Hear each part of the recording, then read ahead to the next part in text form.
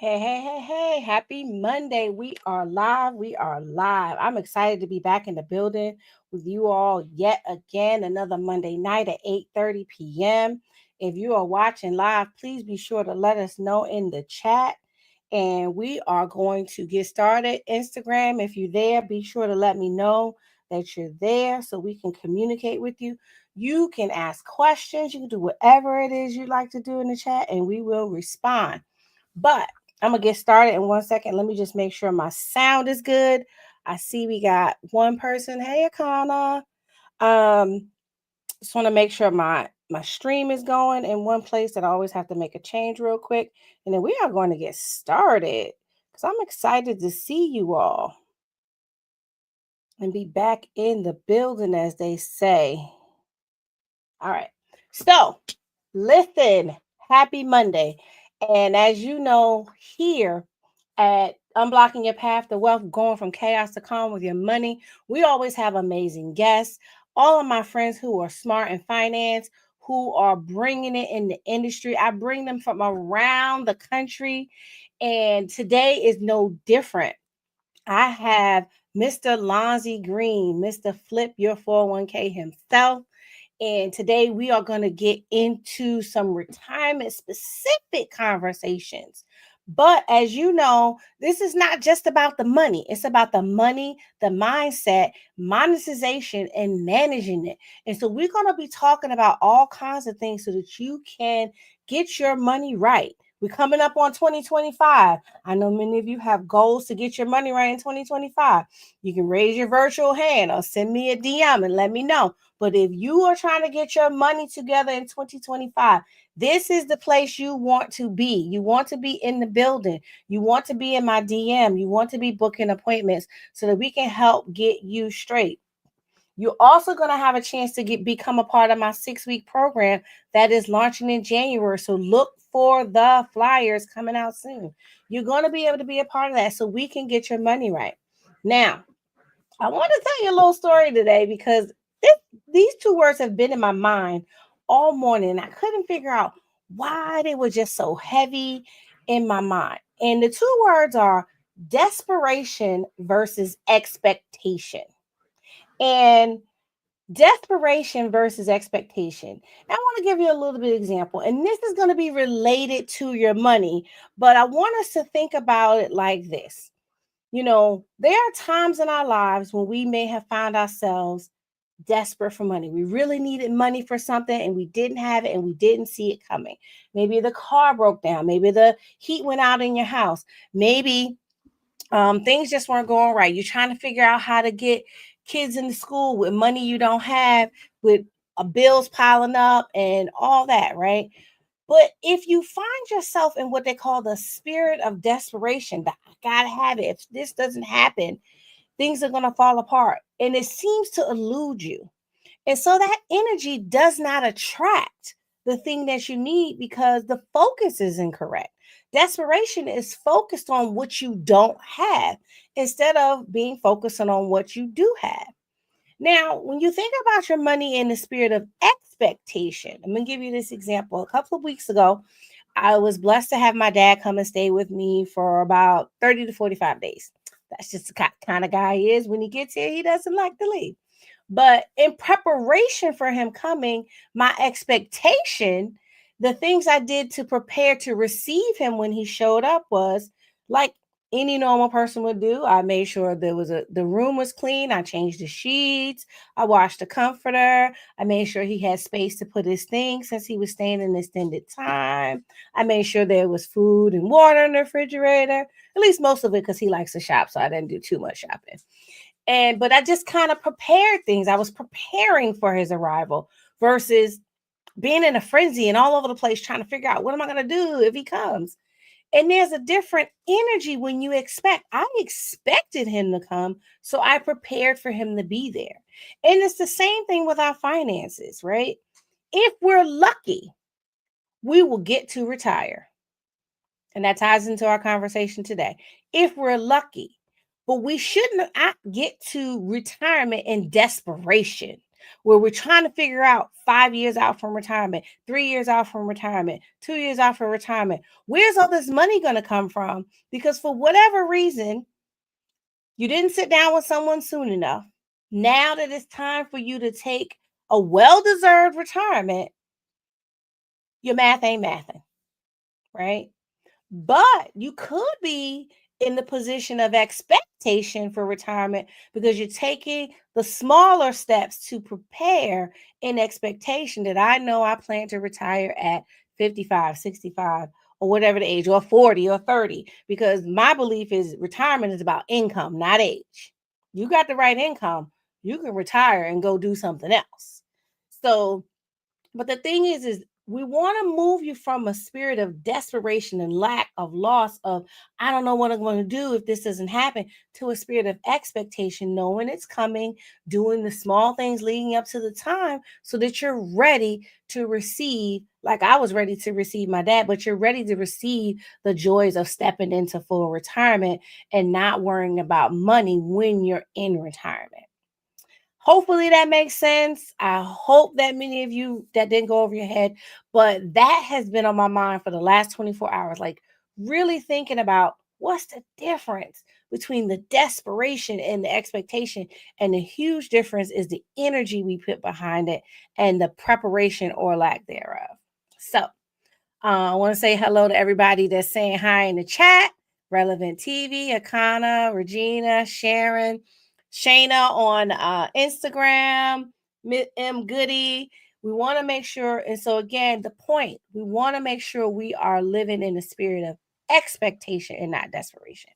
And so I want to bring on an amazing guest. I had the pleasure of knowing Lonzy like maybe 6 months, right? It hasn't been that long. But young man, I'm saying young man because we all young. we all young. This young man I've seen him come into the financial space, already doing different things in different parts of the industry, but he brings a different twist. He brings an enjoyment. He brings into an enjoyment to what he does, and he brings a certain swag that we need, especially when it comes to retirement and 401k. Y'all see him fixing the bow tie, right? And it's a good thing I wore my orange because the two best colors on the planet are orange and blue, because that's my school. But Lonzy's been in the industry for quite a long time. But I love his name. He goes by Mr. Flip Your 401k. And that means, we're talking about walking into retirement in expectation, not desperation. And so that's why I wanted to have Lonzy on. Go ahead and bring your voice into the room any way you feel comfortable, Lonzy. Yeah, first and foremost, man, like drop some fireballs, some muscle arms, some something for that sermon you just gave. Desperation versus expectation. Saran, thank you so much for having me on this evening. You look amazing. I love the orange. The orange looks so divine on you. I appreciate you bringing me on. As Saran mentioned, my name is Lonzy Green, aka affectionately known as Mr. Flip Your 401k.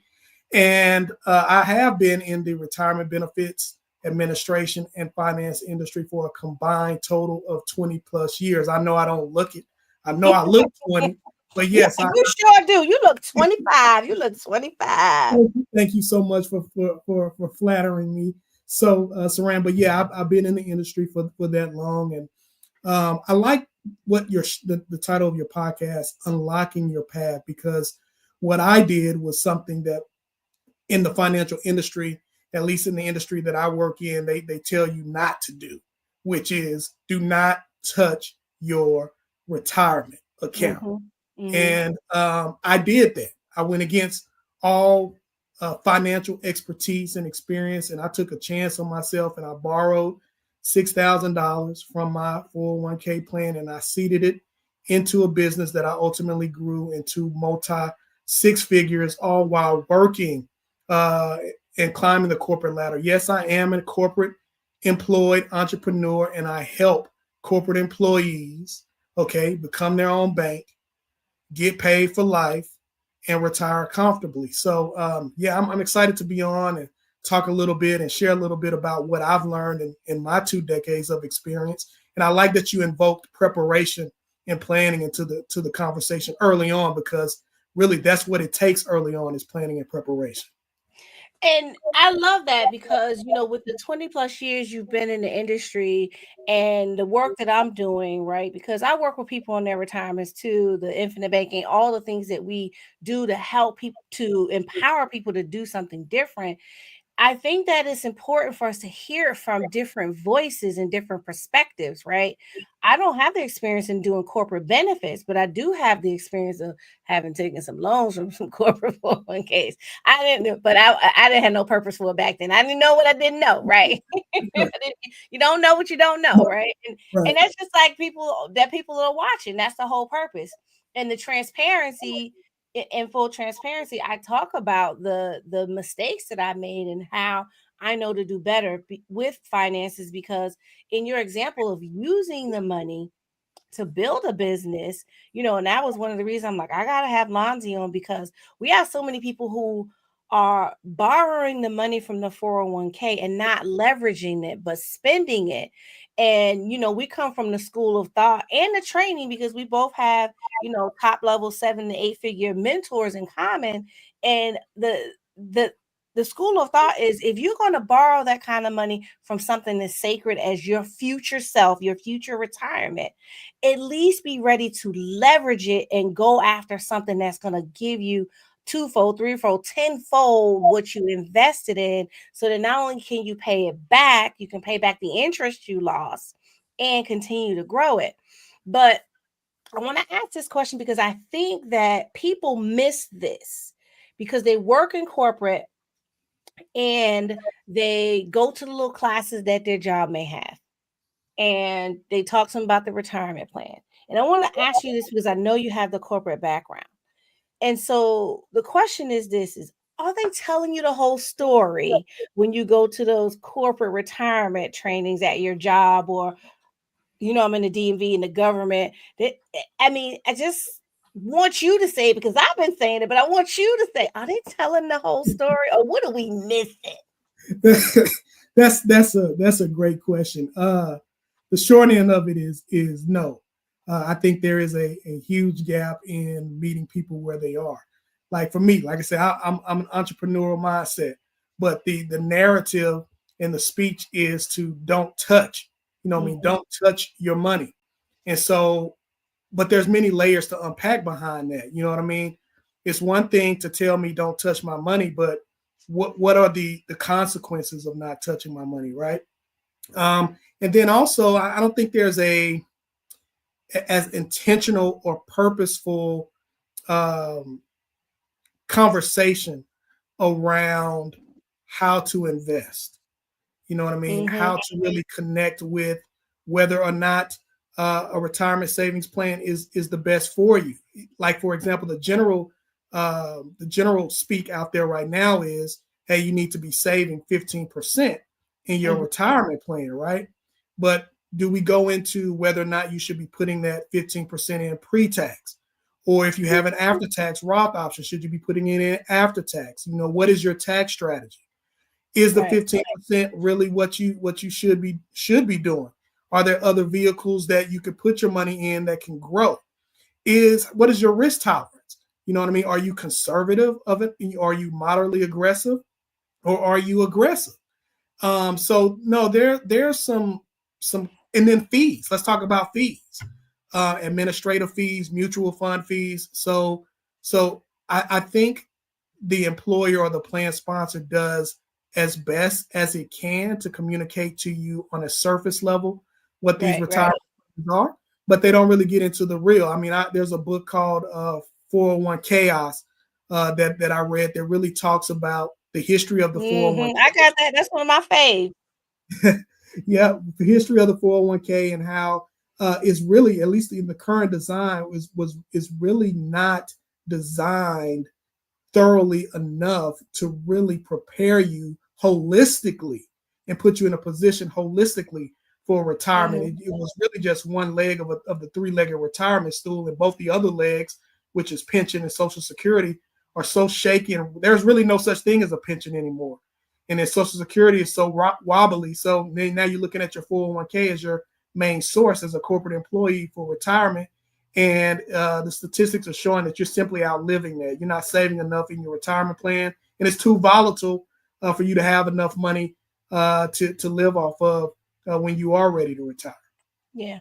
And you know what? I like that you said that the 401 Chaos. That is a great book. That's one of the books in my library. And I share that with people when I do different webinars and events like that. But here's the deal. You talked about the stool and you said wobbly. Well, the three-legged stool has become a one-legged stool, which means it's on the floor. Which means Thanks. nobody nobody can survive that way, right? And so we're seeing here, like I know I'm seeing in the clients that I'm meeting with, they are they're a group that they still have a pension because they're coming out now. They're coming out of the federal government. They're coming out of the local governments where they started before, I think it's 1987 or 86. And so now is the time that they are getting the pension. They are getting whatever they've done post 1987 if they've done 457 and added themselves. And they're lucky enough to actually expect that they're going to get their Social Security, right? Okay. But it becomes a challenge for them because then they're trying to figure out how to balance this new lump sum, these large sums of money that maybe they've never really seen in their lives, but they don't know what to do. What do you recommend to someone like that? Well, I mean, it goes back to what you said that's important with your podcast is mindset, and I look at it as structure like this. You know, find yourself, okay, find your money, and then fund your future. And so the question becomes is, like you said, and like retirement and planning around it is more so of a number and not an age. But I look at it from protection, really. First of all, protection. Where can I put my money in, or what can I put my money in that can protect it, and then grow it as well. What can I put my in? And you alluded to this, okay? What vehicle or vehicles can I put my money in that grows it, and also grows it in a way that is either consistent or preferably more than the rate of inflation. Because Right. if you're not growing it at the rate of inflation, you're basically, your head is underneath the water anyway. Hmm. So safety and security. So I would say when you look for things, and then income. I like vehicles that can provide you a steady flow of income, and also a flow of income that can be paid to you for the rest of your life. I think there's some assurances there. I Hmm. think there's comfort there. I think there's some confidence there. When you know what you have coming in every month, then it also helps you with your spending plan, or what we used to refer to as a budget. And so I Right. think that there's some empowerment that comes with that. So I kind of would say I think more so about that growth, protection, safety, and stability. I mean, a lot of times, people put money in things when they're retired that's volatile, that's still going up and down with the market. And when the getting is good, when the market is doing well, I mean, it's sweet. But when it Sweet. changes, just like in 2022, when people had money in their retirement savings plans and they had them in those mutual funds, those stock investments, right? And that average balance reduced by 20%, which equates to like tens and hundreds of thousands of dollars reduced in your balance, then people become anxious. People become scared. And so Hmm. that's why I go back to making the point of making sure that it's protected and stable and safe. So I would look at vehicles like that. And I love that, right? Because we talk about protection here all the time. We talk about the foundation. The foundation of our finances is first we protect it, right? And how do we protect it? What's our biggest asset? We protect us with life insurance. We make sure we're protected. But then we want to invest, then we can look at doing some things more strategic. If you have low risk, there's ways to do lots of things with life insurance, cash value that is super protected that will move you forward. But the other thing is, when we're looking at our risk tolerance, right? if you don't know if you're a high risk person or not, then you could use what they call the rule of 100 and take 100 and subtract your age. And that's about how much money you should have at risk in the market. The rest of it should be steady, right? If you just don't know. Now, on the flip side, you can reduce that, right? So, like if somebody who's 50 and they say, well, that means 50%, you don't have to do 50%. The big thing for that I find that people don't understand is they think they have to follow the exact formulas or plans or rhythms that someone is prescribed to them on TV or from a podcast or whatever it is. And so I think, part of my message is that you are an individual and so is your financial situation. No matter how similar it may be to someone else. And we talked about this offline before we started. One of the things I always ask my ladies is if you break up with somebody and you left a box of money at his house, you gonna leave it there? If you broke up with a young lady, Lonzy, and you knew you left a box of money at the house, she don't know it's there because you just stuffed it somewhere because you were there regularly, so you was just stuffing your money in the box. You gonna leave it there? Absolutely not. So why do we leave our 401k and retirements at old jobs when we leave? Hmm. Why do we leave it there? You didn't trust them enough to keep paying you to make a living, so why you gonna leave your retirement there? And that's the thing, is because now you're leaving your power to someone else, right? And so we have to get into understanding and get over some of the fears. So, what do you feel like are some of the things that my ladies can think about or can access to help them overcome some of their fears with money and planning for retirement? I mean, that's a good question. I think for one, I mean, it starts by getting involved and connecting in these kind of conversations. When it comes to retirement plans, I mean, reaching out and actually there actually are some good resources. So each plan has what's called a plan administrator or a record keeper, right? And that record keeper has representatives. A lot of times, most times, licensed representatives.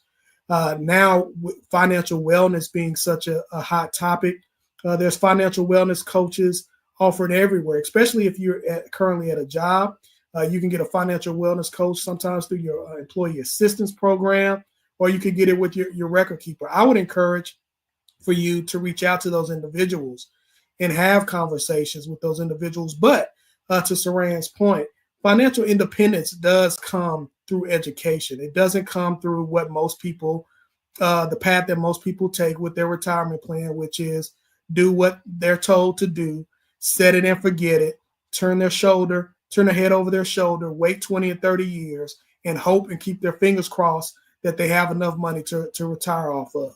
Doesn't work like that. So I think Magic, but not that magic. no, absolutely not. So I think you need to assert yourself a little bit. One thing that I do in my space is actually review your plan document. There's each plan has what's called a plan document, and even Cliff Notes called the summary plan document. And basically, what it does is it outlines all the highlights, all the features of your plan.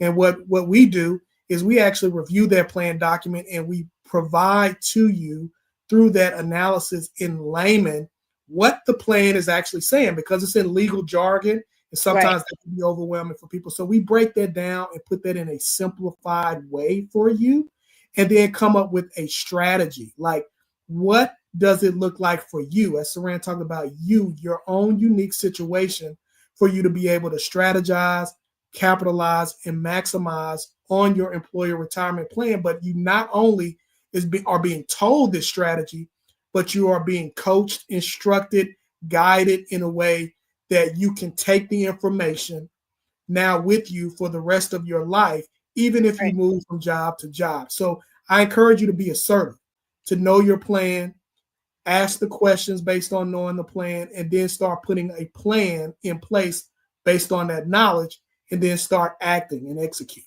Yeah. And I love that, because the thing is that we got to fill the gap, because it's kind of like, our health, right? Nobody knows your body like you. I'm a huge advocate. You go to the doctor, but you know your body.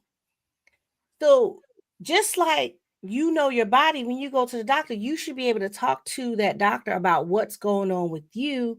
And if something's not right, know that maybe you need to talk to somebody else if they're not getting it to move forward. It's the same thing with your money. When you know you want to reach a certain goal financially, and you go to one person and they give you whatever their answer is, and you're like, that didn't get me where I wanted to be. Don't be afraid to keep going, because it's no different in the financial industry than it is in the medical industry, because we have people in the finance industry who are generalists, if you will. They do a little bit of everything. But then you have specialists in so many different areas. And so that's why it's okay to be working with a CPA, to be working with a financial planner, to have somebody who just does your taxes, to have someone who just does your insurance planning, to have someone that helps you with your real estate investments, to have someone that's helping with your business finances, right? And in full transparency, as a personal finance person, I was looking at my business finance like it was Greek. I was like, what is this? I don't know. And I'm thinking, why don't I get this? So I just hired somebody who knew business finance. I'm like, all right, I got me a bookkeeper, I got me a CPA, and they meet with me and tell me what it says. And I'm learning the process through them, right? It's like, okay, well, all right, that makes sense because I do this over here for personal finance, so it makes sense over here. But the it's different, right? My personal taxes are different than my business taxes. And so I have to know that if that's not my area of specialty, to not be so high on myself to think, well, I'll just figure it out. Well, no, you know what? I'm gonna hire somebody until I figure it out so I can get it right while I'm figuring it out. And so that's really the key, with when I'm talking to people. Now, I don't want to leave this out, because you said something so important, and I don't want to leave this out because I don't want to leave the people hanging. When you said you took the 6,000 out of your 401k and you went to build a business with it with six figures. So I want to talk about that a little bit. So before you took the 6k, did you already have a business plan or strategy laid out for what you were going to do?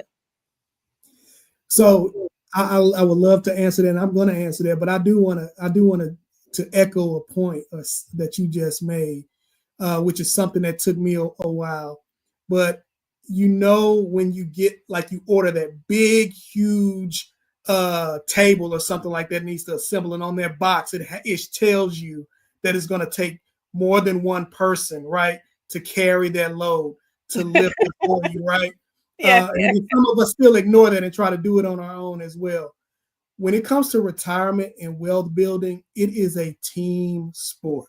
So if you have it in your mind that you're going to do it yourself, if you're going to go to YouTube University, if you're going to check out a minute and 30-second reel from Instagram, and you're going to be able to learn everything that you need to learn to build wealth and to prepare for your future, then you are sadly mistaken. It is a team building sport. I have a financial planning team. I have a CPA. So I just didn't want to gloss over that. Because that's something that I had to learn. But yeah. So so no, I didn't have a business plan. Okay. I did connect. Well, let me put it this. I did connect with a mentor. Mm-hmm, so it was a friend of the family, or actually a family member. And I had been observing her for years and just kind of seeing things. And so you talked about desperation. So out of desperation, I just they said, I need help. Can you put me on?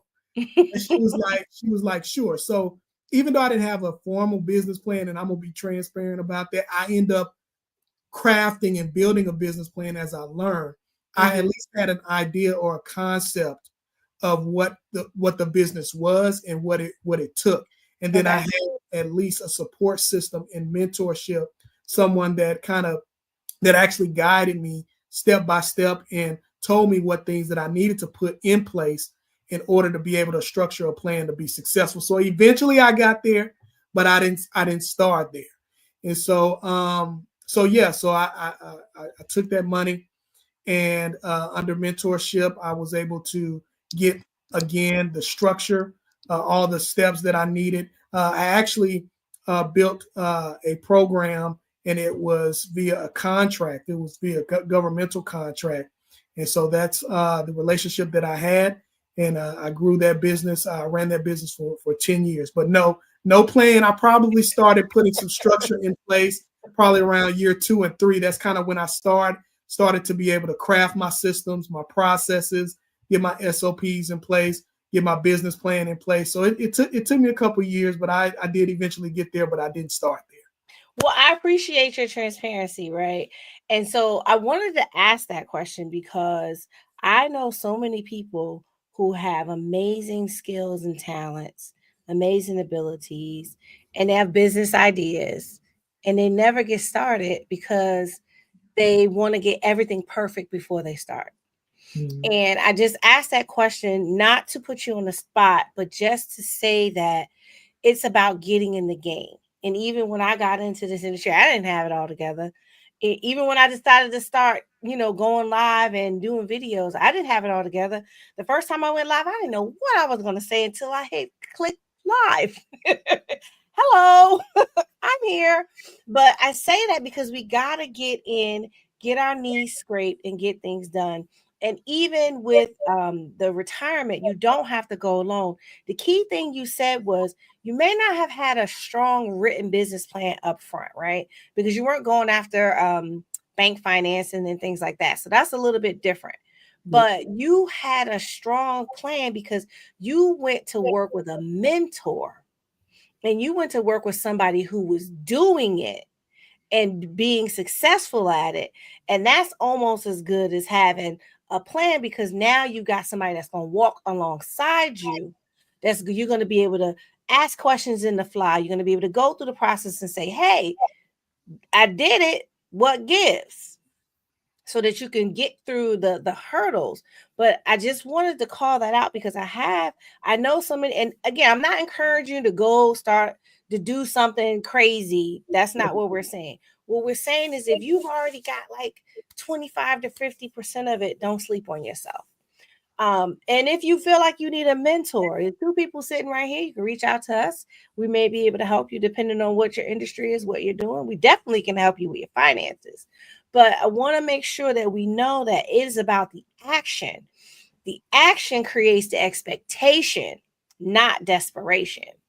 Like we talked about earlier. So, but quick station break. I want to shout out people out who are here live. We got Eva on Instagram. Lady Gordon's been hanging in there. Shayna's been hanging in there live with us. Apparently, Akana is Audrey. Hey, Audrey. She got a different name. We got Sharon. That's one of my moms, my aunt Regina, a couple of different people. There's about 10 to 15 people here with us live today. So if you have questions, feel free to drop them in the chat or you can DM me and we will answer them. But I want to get to a couple of other things with Mr. Flip Your 401k. So let's say, we have a lot of young folks who are entrepreneurs out the gate, right? They never, as we say, they never had a real job. They never had a W-2 job. I don't want to insult them because they're working their behinds off. Let's keep it 100. They are working, but they never had a W-2 job. And obviously, if they're in their early 20s, early 30s, Social Security might be kind of skeptical. Then obviously not going to have a pension. What are some things that they can be doing to prepare for retirement? Saving for one. I would have to say, again, I've been in the employer side, the corporate side, but man, I love tax advantage vehicles. Yeah, I really do. So like the Roth IRA, when time is on your side, even though the Roth IRA has what I consider relatively low limits, annual limits, being able to put that money in a Roth IRA and growing it over time is a game changer. It's a difference maker. Man, I love, and you talked about this as well, especially being young, cash value life insurance. Absolutely. Especially when we're talking about retirement index universal life insurance, because that's what I use for retirement. Part of my retirement plan is index universal life, and why? Because it grows. It has the potential of growing, just like a 401k or 403b plan will grow in the market, but it protects you from the downside. So so your money is not in the market, even though it's connected to the market growth. And so being able to, and then you have greater flexibility too.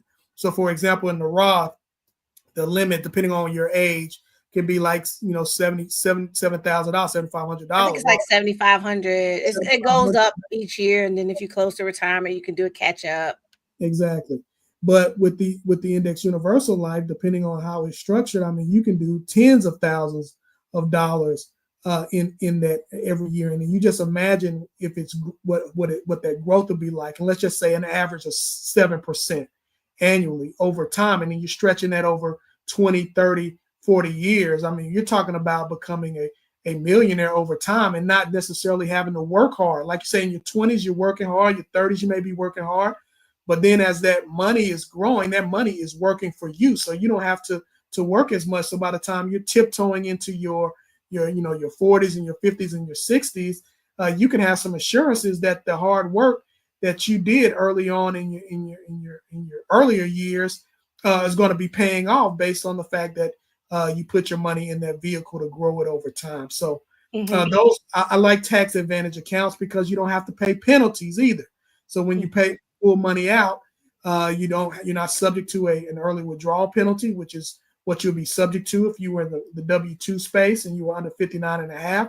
And then taxes as well. You don't have to worry about those taxes because your money is growing tax free. So I think for me, that's a appealing component, because one of the things that you don't want to be stressed out about or thinking about is taxes and penalties in your 50s or your 60s. You want all your money, you want all your coin, and you want to be able to enjoy all your money during your sunset years. So that would be the two things that stick out to me when we're talking about youth and not being a W-2 employee and then saving for retirement. Yeah, I love that, because if you're not a W-2 employee, you got to look at some of the different things, because you can do, they have some annuities also that they can do. They have the kiosk account. There's a couple of different things that they can do, but it's really important, especially for those who are not W-2 employees, who may not have access to an employer sponsored program to participate. But we have a good question on Instagram from Stacy. Stacy says, as a person in her early 50s, I have preferred the benefits of pre-tax benefits for the 401k. Why is this being discouraged now from many people when it can assist with your tax bracket? I got an answer. I don't know what you got. Yeah, go ahead. So I would say first, Stacy, is not being discouraged. It's being questioned for you to relook at how you use it. Because as Lonzy mentioned earlier, when you get to be 65, 75, 85, and you want to tap into that money, what happens is now you're tapping into that money. If you've contributed it all pre-tax, you're going to pay tax on that money as it gets distributed to you. And the assumption that many people have said is that your tax bracket will be lower in the future. That's the assumption that has been made with that strategy. And one of the things that I always like to ask people is this: would you rather pay tax on the seed or the harvest of your money? And that's the difference. When you pay tax on the seed in the short term on an annual basis and put more money in after tax, you're paying tax on the seed. And when you pay the tax, when you go ahead and take the tax deduction now annually each year, now you're going to pay tax on the harvest. It doesn't mean that you necessarily win. The last time I checked, Uncle Sam is not a very forgiving uncle.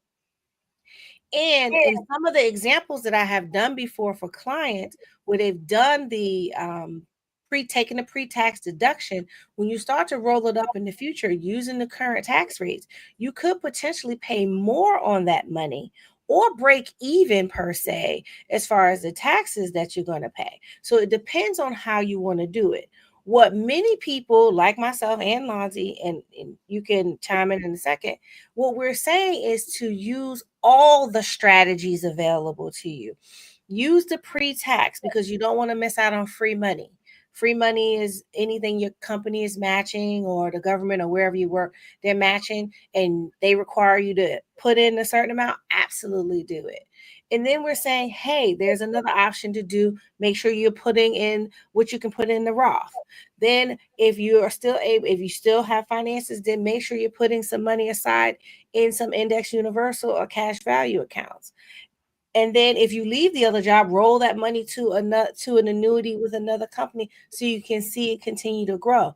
It's not about doing one thing forever. Because we learned to do it 20 years ago doesn't mean that you keep doing it in year 25. It means you got to keep paying attention to what's going on with finance and with your finances specifically, it to know what to do. And like we said, one size does not fit all. And I love that the 401k strategy is working very well for you. And if that strategy works for you, we want to encourage you to stick with what works. But if you want to look at what some of the other options are, that's what we're here for and we're discussing. You want to add to Yeah, that, Lonzy, as somebody from the corporate side with the 401k yeah, experience? I love that. And then let me just go back to I like that you mentioned about the young person, the entrepreneurs, about the solo 401k because there's a lot of flexibility there, in particular with backdoor Roth options as well that allows you to contribute and get some advantages there. But I won't go into details about that. But I mean, Saran, you hit the nail on the head. I mean, I think each individual situation is different. Back when I first kind of got into working and everything, my wife and I, we, kind of our income combined, I mean, it wasn't that much. And so what we did have, we did put it in our retirement savings account because we wanted to lower our taxable income. So we put our money in pre-tax. That was the only only I guess avenue that we could put money in. Now employer retirement plans are offering the after-tax option now as well.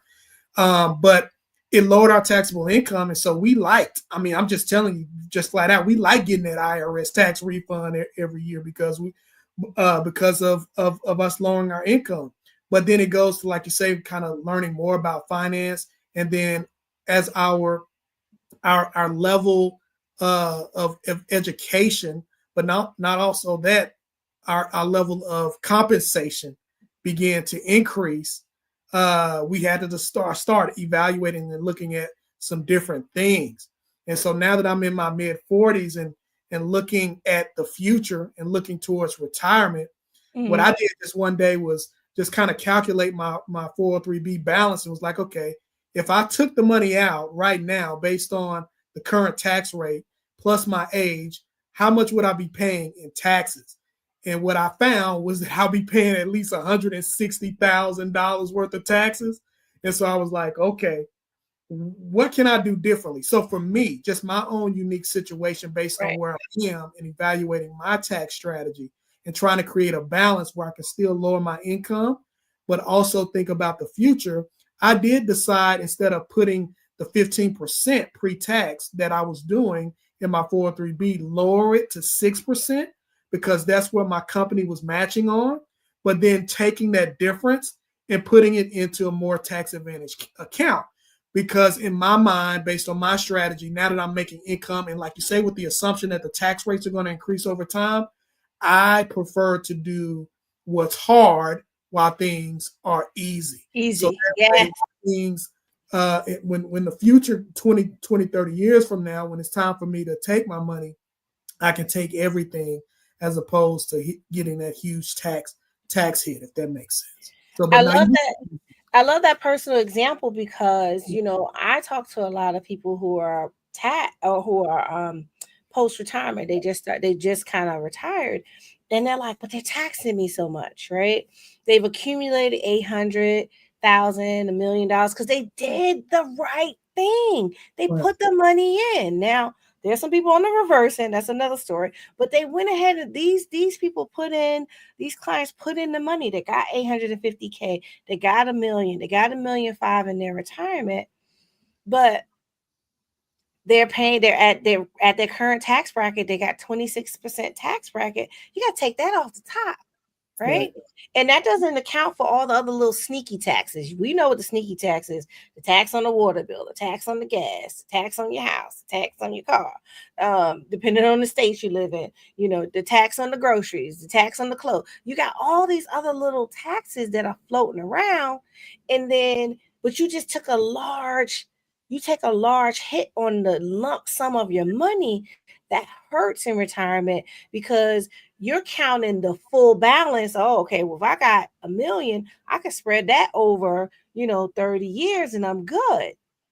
Well, maybe not, depending on what the tax is going to be. And oh, by the way, what's the inflation rate going to be? Because the cost of what costs $1 million today, you're not going to be able to, what costs $100 today? People aren't buying stuff for $1 million. At least not today, not on the podcast. Some of y'all might be buying stuff for $1 million. I just spoke into your life. You're going to be a millionaire.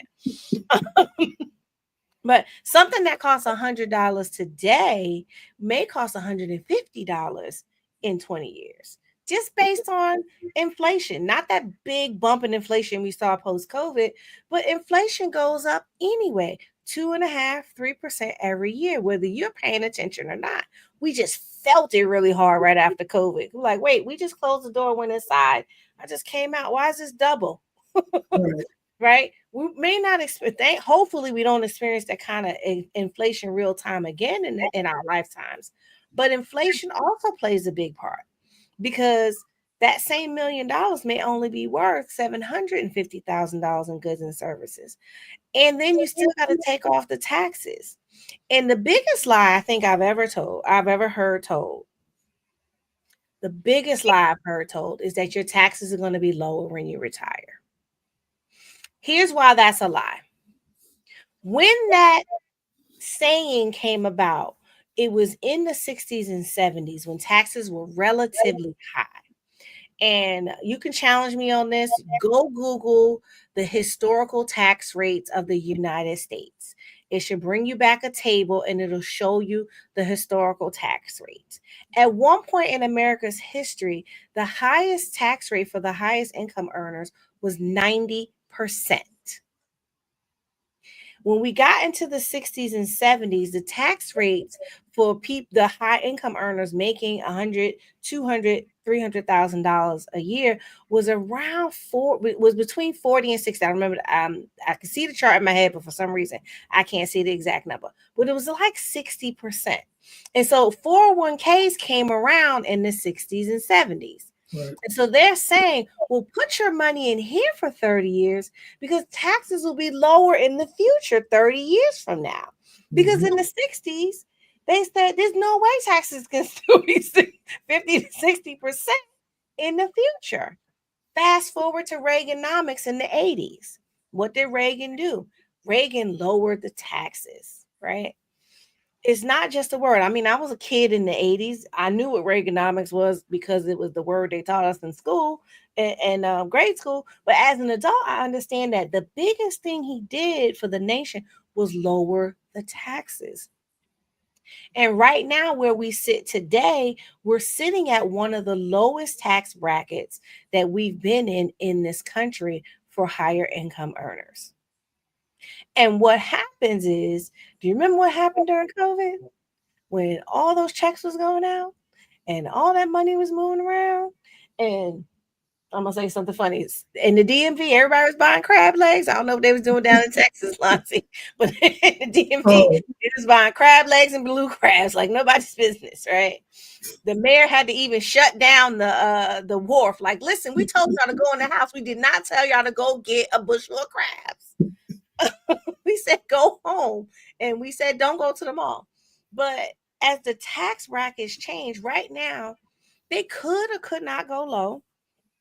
Regardless of, we don't know whatever your belief system about what's going to happen in the country in January when we change administrations.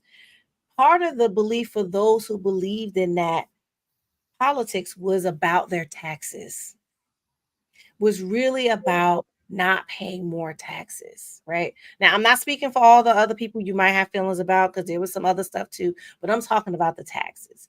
And so we're looking at potentially, we don't know if our taxes are going to go up or down. And keep in mind, when we go through various political administrations, the taxes we experience during the time you're sitting in were decided on maybe an administration ago, not necessarily the administration you're sitting in. Although the news will tell you that it's the person who did it. If you go and you look at when things were signed by your legislators, they probably occurred before they're being reported. So, and that's the thing, you have to really kind of get into those things to understand the cycles, right? The cycles, the taxes change when you have Republican, when you have Democrat. All those things change, all the beliefs, all the money moves differently. The idea is to figure out how it's moving, figure out how to get something to move your way, right? To your business, to your life, or whatever, and figure out how to make it grow, whoever's in office. And that includes your retirement, because if you just get a 401k, and that's what we're talking about, flipping your 401k. If you just get a 401k and all you're doing is every 2 weeks setting it and getting it, or every month, or whatever your pay cycle is, you're putting that money in there. You're not really sure what it's invested in. You don't really sure what the returns are because you don't know how to read the charts, right? I'm guilty. I didn't know how to read the charts before, but now I'm like, what did I say? Okay, let me go do this. Let me text Lonzy. Let me call Jay. Let me call this one, because you gotta figure it out for yourself, right? Now I know I'm just using y'all as an example. I know more about it than I did before, but what they hope is you do exactly what you're doing. You put it in there, you forget, you don't know what it's doing, because guess what? Somebody else is also making money off your money, and you're not getting a cut. Because think about who else you're going to give your money to hold it for 30 years. Lonzy, here go my 500,000. Can you hold this for me for 30 years? Well, Yep. guess what you're going to do, Lonzy, if I give you 500,000 to hold this for me for 30 years. If Lonzy's smart, he's going to take my 500,000 and figure out how to make money on my 500,000 and still give me my money in 30 years, but he may have made 4 times what I asked him to hold. And that's exactly what your 401k plan is doing. Yeah. And then guess what? I'm going to tell you when and where and how you can take it. So, exactly. so the moment you give me that 500,000 is no longer your money anymore. It's mine.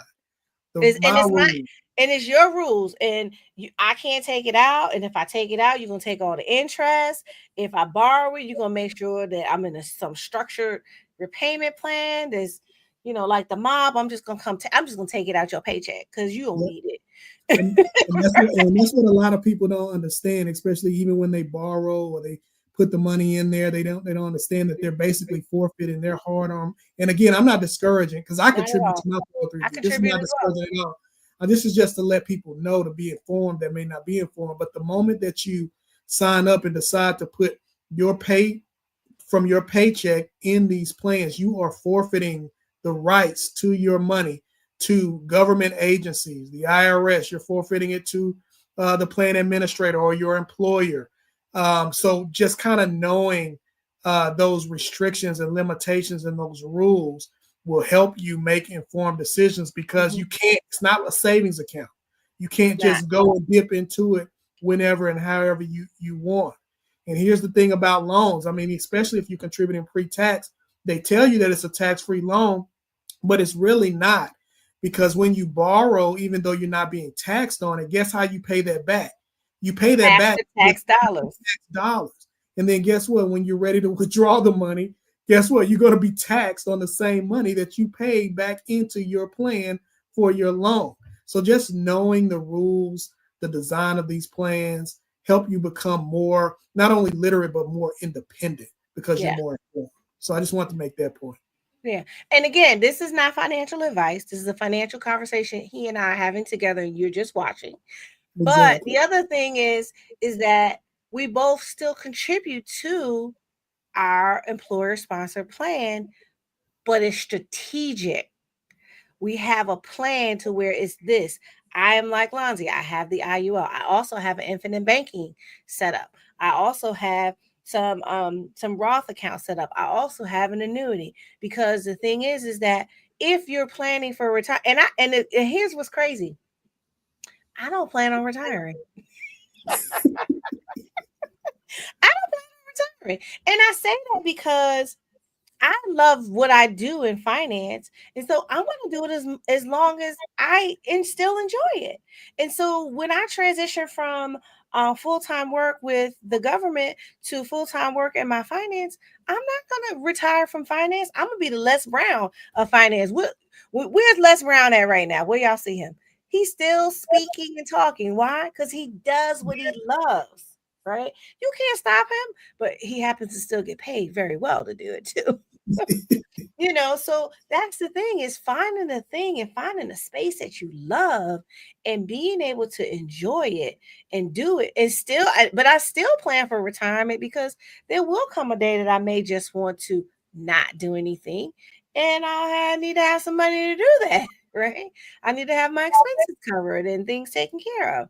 So I don't want to keep you all night. I know you're in a different time zone, but I don't want to keep you all night. And so I want to ask you this. Do you have any closing words for the team? And actually, I didn't ask you my signature question.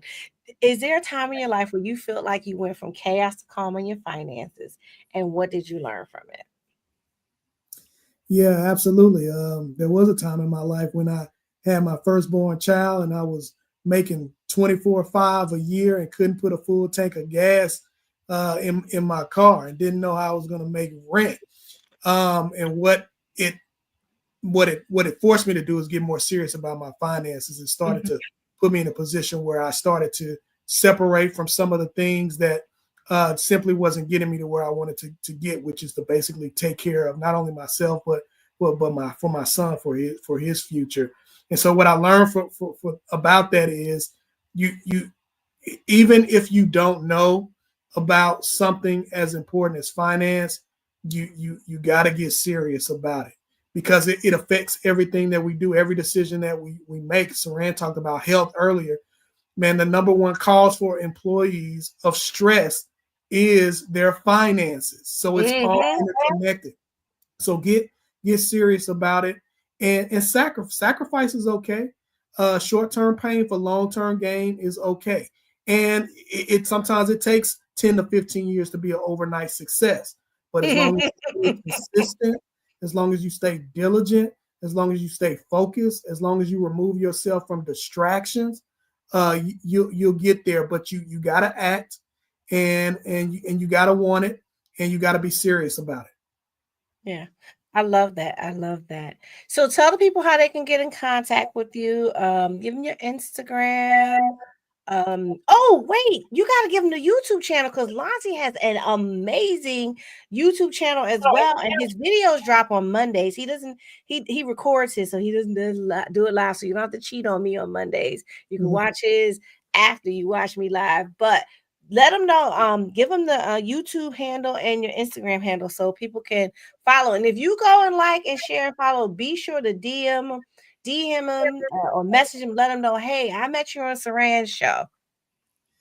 Absolutely. Thank you, Saran. Yeah, Mastering Money Mondays. I'm a co-host, and we talk about how we've been taught how to make money, right? We've been taught how to manage money, but we have not been taught how to master money. And so that is on YouTube. It's youtube.com at Mastering Money Mondays. Yeah, please subscribe, like, and share. You can find me on Instagram and TikTok at Mr. It's Mr. Flip Your 401k. And you can also find me on Facebook and LinkedIn by my first and last name, my government name, Lonzie Green. Just reach out to me and send me a DM. Let me know that you heard me on the podcast. And hey, I love to hear from you and partner with you, work with you, or answer any questions that you may have. All right, awesome, awesome, awesome. Thank you so much for joining, Lonzie. I'm gonna close out real quick. Hang tight for a couple of minutes. All righty. Well, there you have it. This has been another empowering episode of Unblocking Your Path to Wealth, going from chaos to calm with your finances. I'm your girl, Saran, your host, and it's been exciting to have our guest, Mr. Flip Your 401k. Hopefully, you got some nuggets. I want to encourage you to reach out to me, to reach out to him if you want to book some time to talk about your specific financial needs so that we can assist you with moving you from a place of chaos to a place of calm. But as you know, we're here every Monday at 8:30 p.m. sharp, and I want to make sure you still tap in. We're here on Monday. We're going to be here all through the holidays. I still have some amazing guests lined up for you throughout the year, as well as I mentioned, I will be dropping a 6-week financial boot camp to help you get your year started. I'll be dropping the link by the end of the week so that you can sign up and join the boot camp. It's not free, but it'll be worth it. And I want to make sure that you have access to that to stay in community and to get your money right. We always talk about getting our money right. I want to invite you to be sure to subscribe, share the podcast with friends and family so that we can be here and assist you on going from chaos to calm your finances. And as per usual, I did forget to give you your weekly affirmation, and your weekly affirmation is money comes to me easily, frequently, and abundantly. Money comes to me easily, frequently, and abundantly. And with that, it's your girl Saran. Peace, love, and light. Let's get your money right.